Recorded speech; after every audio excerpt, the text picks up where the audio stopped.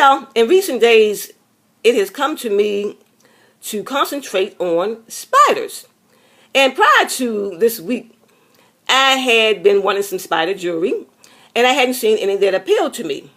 Well, the other day I was out and about walking, and I saw in two different locations some spider webs entrenched in some plant life. And I took those as signs of something I didn't know what. But lo and behold, later on that day, I went to Claire's, the store, and I saw these spider/web earrings.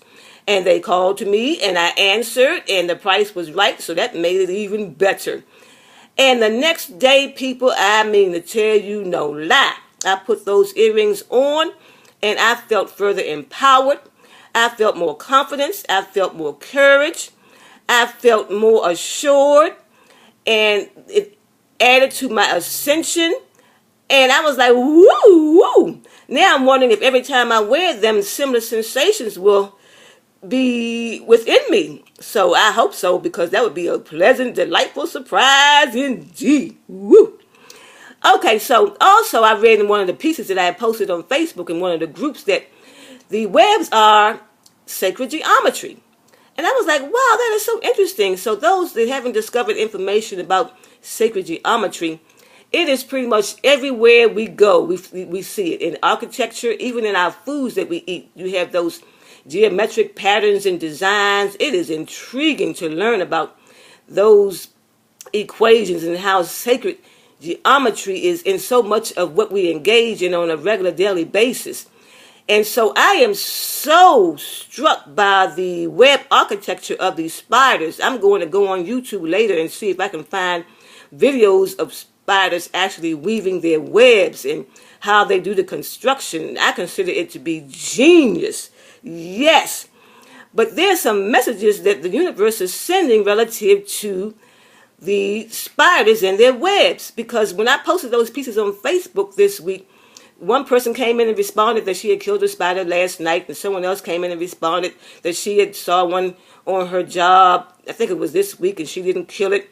And then last night I went into another Facebook group, and there were at least several posts about the subject of spiders. They were asking questions and making comments.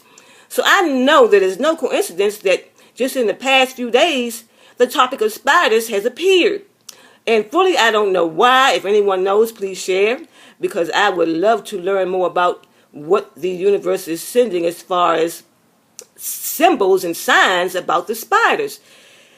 So I just want to share with people that it's about, in the things that I've read so far, it said that the spiritual meaning for us as people relative to spiders, it could be that they are sending messages for us to dig deeper and tap more into our creative juices and to become more creative in our lives and to learn more about our individual and collective creativity methods and measures. It also indicated in one of the articles that the spiders and the webs were about rebirth and new beginnings and so forth. So that's just some of the things a spider represents. So I would urge you who are interested to, again, research more about the matter of the spiders and how they can benefit you and your path and journey going forward in your ascensions and evolutionary routes. And my second topic is about the issue of people who consider some folks in their lives as being opposition. Well, truth be told, there's no such thing as opposition, because it all comes from the same place, and that is source. Everything else is resource from source. So when source allows certain things to appear, certain people to do certain things, to aim arrows at us and so forth, it is due to lessons that we need to learn, and also to help us to engage better with the balances that occur in our lives. So challenges will appear because life is about duality, yin and yang, and ebbs and flows. And we can't get around that because we need such to help us to be best aligned with universal movements and rhythm, okay? So there's no spell and no activity that can get rid of the challenges that present themselves and the things that confront us from these people who have assigned roles to be exactly where they are positioned.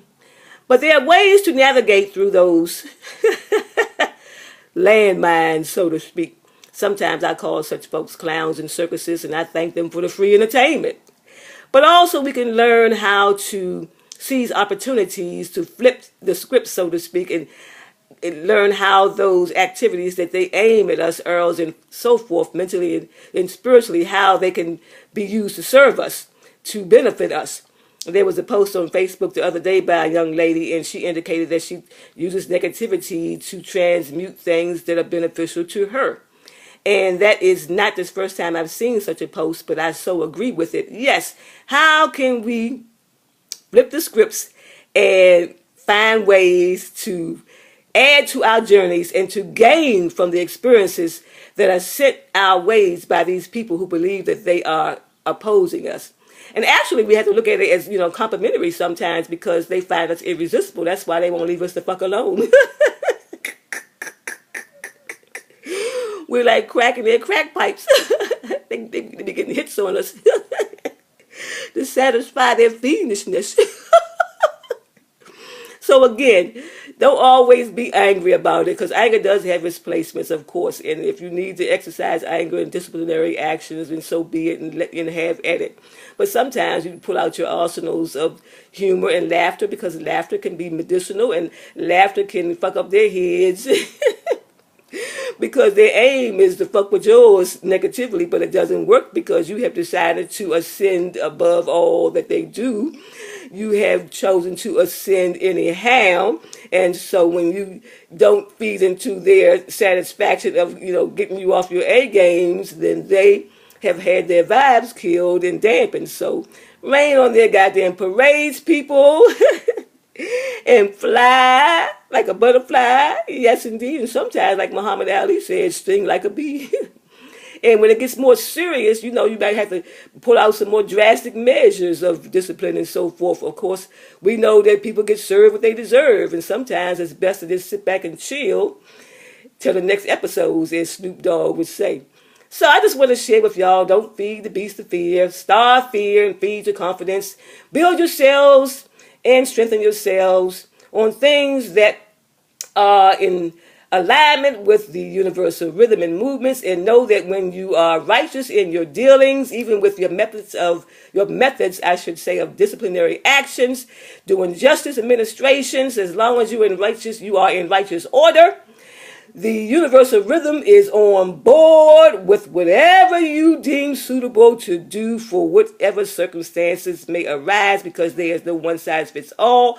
But just be assured that you can be empowered in the midst of all of the fray and shenanigans and antics and whatever else. And some of those folks that are circuses and clowns, they're going to resign their positions and come on board with us who are in ascension realms. Yes, indeed, we will have some people to join forces with us. Everybody's not going to stay in the fool categories. Some are going to exit stage right and turn in their fool, bullshit, bum agenda playing cards. In the meantime, keep your aces and flourish and bloom any goddamn how. Thank y'all for listening. Bye now.